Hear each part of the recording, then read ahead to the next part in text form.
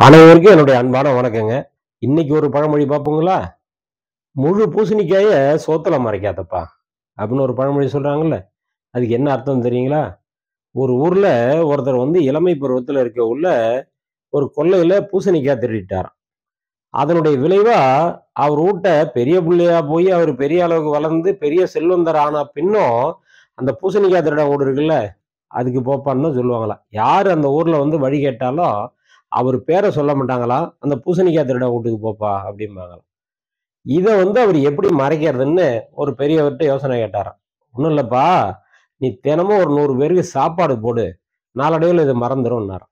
அதிலிருந்து அவர் என்ன பண்ணாரா, வழிப்போக்கர்கள் யார் வேணாலும் அவர் வீட்ல ஒரு நாளைக்கு 100 பேருக்கு சாப்பாடு வடிச்சு போட்டுக்கிட்டே இருந்தாராம்.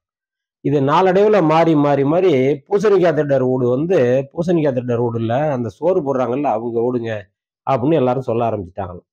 இததான் முழு பூசணிக்காய் திருடுனத அவரு போட்ட சோத்தால அத மறைச்சாரு அப்படிங்கிற செய்தி தான் நாளடைவுல மாறி முழு பூசணிக்காய சோத்துல மறைக்காத அப்படின்னு மாறிச்சுங்க. அதுபோல பழமொழிகளை நாம் அறிவோங்க. நன்றிங்க, வணக்கம்.